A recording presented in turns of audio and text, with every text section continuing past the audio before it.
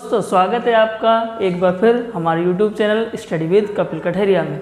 तो इससे पिछली वीडियो में मैंने अकबर के बारे में बताया था, मुगल सम्राट अकबर के बारे में जन्म से लेकर के और हल्दी घाटी युद्ध तक समझाया था। मैंने बोला था कि 1576 में हल्दी घाटी का युद्ध हुआ था। आज हम वहीं से चालू करेंगे, आगे बढ़ेंगे। तो देखिए, समझिए, और जहाँ समझ में नहीं आया कमेंट कर देना कि सर मुझे ये पार्ट समझ में नहीं आया, उसके ऊपर मैं दोबारा वीडियो डाल दूंगा। तो देखिए सर, 1576 में हल्दी घाटी का युद्ध हुआ था। कितने में? 1576 में हल्दी घाटी का युद्ध किस किस के बीच में हुआ? महाराणा प्रताप और अकबर के बीच में। अच्छा, इस युद्ध से पहले, अगर मैं इस युद्ध से पहले की बात करूं तो 1576 से पहले 1567 में मेवाड़ यानी चित्तौड़ के राजा उदय सिंह के साथ भी अकबर का एक युद्ध हुआ था। तो वह युद्ध निर्णायक नहीं हुआ।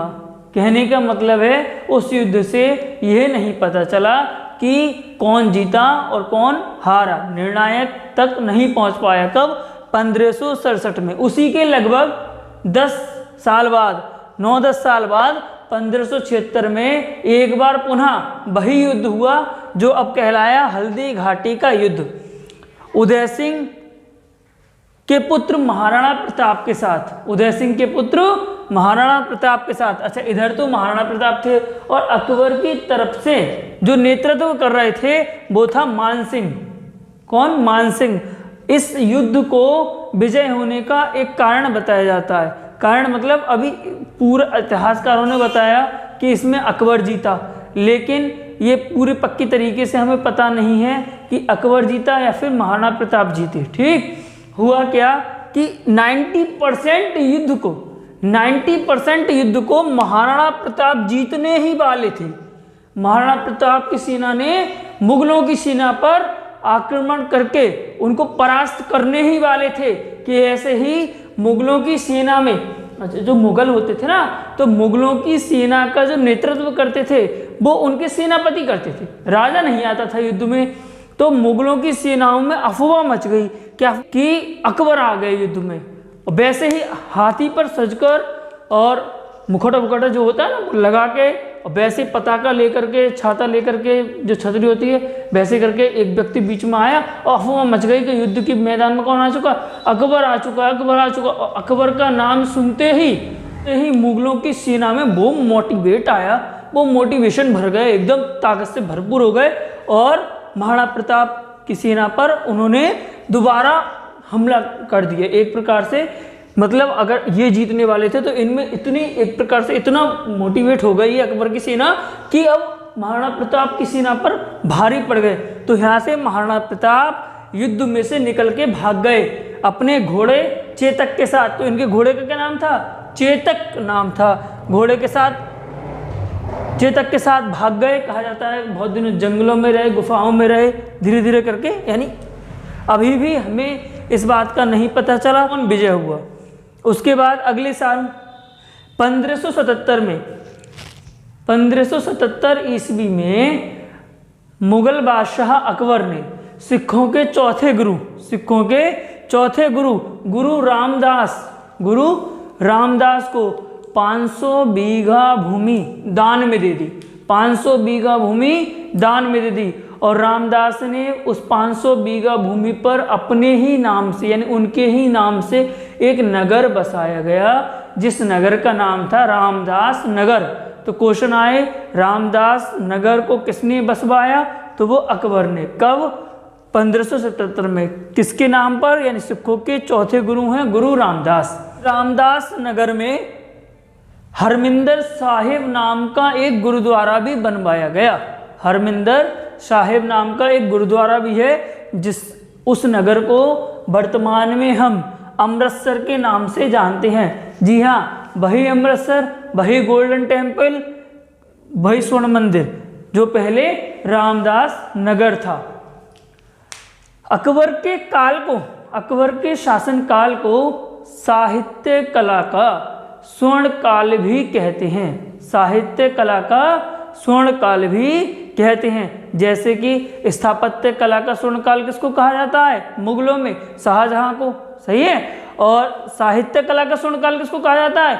तो अकबर के शासनकाल को। प्रश्न ये कंफ्यूजन कर देता है कि साहित्य कला का स्वर्णकाल और स्थापत्य कला का स्वर्णकाल, स्थापत्य कला शाहजहां और साहित्य कला अकबर।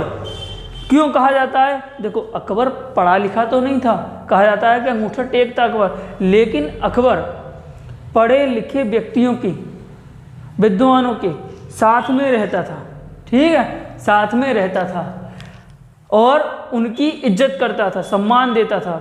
इसने कहा जाता है कि इसके जो दादाजी थे यानी बाबर, इसके दादाजी कौन हुए? बाबर ही तो हुए। देखो, इसके पिताजी हुमायूं और हुमायूं के पिताजी बाबर, तो यानी अकबर के दादाजी कौन हुए? बाबर, यानी बाबर का नाती था ये अकबर। तो अकबर ने बाबर की जीवनी निकाली, जीवनी को पता करा, भाई देखो देखो माई बाबा का लिख के गए, कुछ तो ऐसी बात होगी, शासन कैसे करे, उन्होंने शासन करा, स्थापित करा, इतना बड़ा काबुल से आकर के भारत में इतनी बड़ी सत्ता हाथ में आई, कुछ तो उन्होंने लिखा होगा। उनकी जीवनी में, उनकी आत्मकथा में कुछ तो ऐसे बिंदु मिलेंगे जिससे हम भी कुछ सीख सकें। तो उन्होंने वो निकलवाई। अब वो निकलवाई तो वो किस में लिखो, उसका नाम क्या था? तुजुक ए बाबरी, यानी बाबर की जीवनी आत्मकथा जो उसने लिखी थी उसका नाम था तुजुक ए बाबरी। वो किस में लिखी हुई थी? वो तुर्की भाषा में लिखी हुई थी। अकबर को तो पढ़नी ही ना आया कुछ भी, और जो और थे उसके विद्वान उसको भी कथा पढ़नी ना आए। उन्हें बुलाया, किन्हें? अब्दुल रहीम खाने खाना को। अब्दुल रहीम खाने खाने से कही जल्दी जल्दी जल्दी जल्दी ट्रांसफ़र करो इसे, किस में? इसे ट्रांसफ़र को फारसी भाषा में। तो अब्दुल रहीम खाने खाना ने फारसी में ट्रांसफ़र करके उसका नाम क्या दिया? बाबरनामा, या कहीं कहीं बाबरी नामा।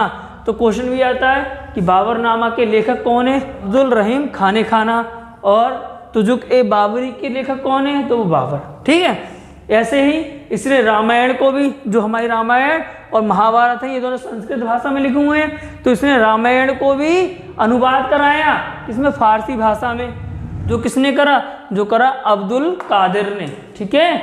और महाभारत को जब अनुवाद करा तो उस पुस्तक का नाम रखा गया रज़्मनामा, जो किसने करा? बदायूनी ने। किसने करा? बदायूनी ने। अब अच्छा, इनमें से कुछ क्वेश्चंस ऐसे आते हैं कि बताइए बदायूनी किस शासन काल के, यानी किस शासक के समकक्ष थे, या किस शासन काल में थे, ठीक है, या किस शासक से संबंध रखते हैं? अब्दुल कादिर किससे रखते हैं, या फिर अब्दुल रहीम खाने खाना किससे रखते हैं? तो उसमें ऑप्शंस होते हैं अलग अलग, और फिर हम कंफ्यूज कर जाते हैं। तो यहीं पे अगर आप एक बार शिद्दत के साथ प्रत्येक टॉपिक को पढ़ लेंगे तो मैं नहीं मानता कि वन लाइनर क्वेश्चंस को या फिर ऑब्जेक्टिव क्वेश्चंस को आप कभी गलत कर पाएंगे, क्योंकि हम रटते हैं और रटते हैं तो भूल जाते हैं। या एक बार शुरू से लेकर के आखिर तक पूरा एकदम डीपली पढ़ लेंगे फिर हम कुछ नहीं भूलने वाले। इसलिए इसको बहुत बेहद ध्यान से पढ़ें, ठीक है, इसकी नोट्स बनाएं और उसे फिर उसको याद करें, फिर आप कभी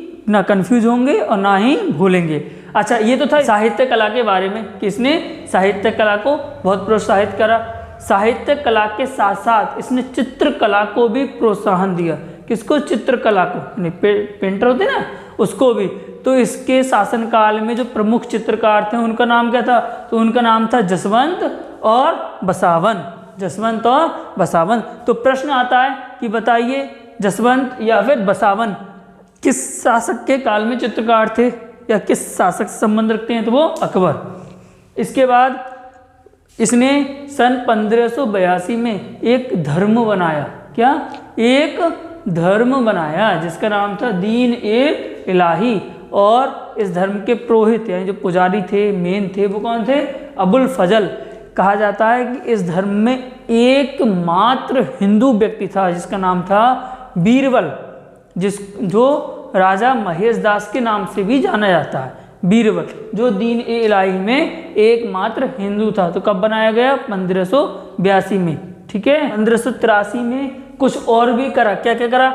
इलाही संबत चलवाया, इलाही सिक्के चलवाए, इलाही गज बनाया, और प्रयाग, जो कि आज भी इसका नाम क्या हो चुका? प्रयागराज हो चुका है। उत्तर प्रदेश का एक शहर है जिस प्रयाग का नाम बदल के क्या कर दिया इसने? इलाहाबाद कर दिया। तो किसने करा? इलाहाबाद, अकबर ने, ठीक। ने अपने शासन काल में कुछ कार्य तो बहुत अच्छे करे। समाज की दृष्टि से इतने अच्छे कार्य करे कि उसने क्या करा, उसने विवाह की एक उम्र को निर्धारित कर दिया।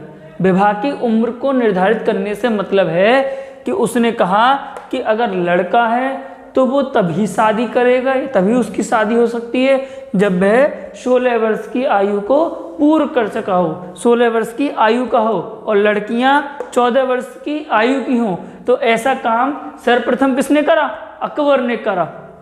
और इसके बाद सन 1598 में जो इसका पुत्र था सलीम, जिसका पुत्र था सलीम, उसी ने इसी के खिलाफ क्या कर दिया, विद्रोह कर दिया। अपने पिता के ही खिलाफ पुत्र ने विद्रोह कर दिया। वही पुत्र जिसका कि जन्म शेख सलीम चिश्ती के आशीर्वाद से हुआ था, जिसको शेखू बाबा नाम कह के पुकारते थे, उसी पुत्र सलीम ने अकबर के खिलाफ विद्रोह कर दिया। और विद्रोह में फिर उसने क्या करा, विद्रोह में इसने अपने आप को पुर्तगालियों की मदद से, भाई अपने आप तो इतना बड़ा काम नहीं कर सकता, पुर्तगालियों की मदद से इसने इलाहाबाद का स्वतंत्र शासक घोषित कर दिया। कह दिया इलाहाबाद का स्वतंत्र शासक कौन है, मैं हूँ सलीम, अकबर से कोई लेना देना नहीं। अब इस बात को भी अकबर के द्वारा पहुंची, अकबर के पास पहुंची कि भाई तुम्हारा पुत्र तुम्हारे खिलाफ क्या कर रहा है, विद्रोह कर रहा है। इससे तो क्या होगा, और जो राजा हैं उन सब में क्या पड़ेगी, उन सबको मोटिवेट मिलेगा तुम्हारे खिलाफ बढ़ने का। वो अपने आपके पुत्र के को ही क्या ना बनाए, जरिए बनाए आप तक भिड़ने के लिए। तो अकबर ने अपने सेनापति मान सिंह को आदेश दिया कि जाओ सलीम को क्या करो, इस काम में नियंत्रित करो, रोको। तो मान सिंह ने इलाहाबाद का जो शासक घोषित हो गया था सलीम, उसको नियंत्रित करा। यहाँ तो थोड़ा शांत हो गए, लेकिन आगे चल के अबुल फजल जो था, जो कि दीन इलाही का पुरोहित था और अकबर का बहुत प्रिय था, और सलीम को क्या आने लगी, अब अपने अंदर ही अंदर क्या आने, गुस्सा आने लगी। तो 1602 में सलीम ने अबुल फजल को मारा। अब सलीम ने अपने अकेले ने नहीं मारा ना, अकेले ने नहीं मारा, वीर सिंह बुंदेला की मदद से मारा। वीर सिंह बुंदेला की मदद से किसको मारा, अबुल फजल को मारा। भाई कहीं ना कहीं ये तो इतिहास भी गवाह है कि घर की एकता को तोड़ने के लिए बाहर वाले ही क्या करते हैं।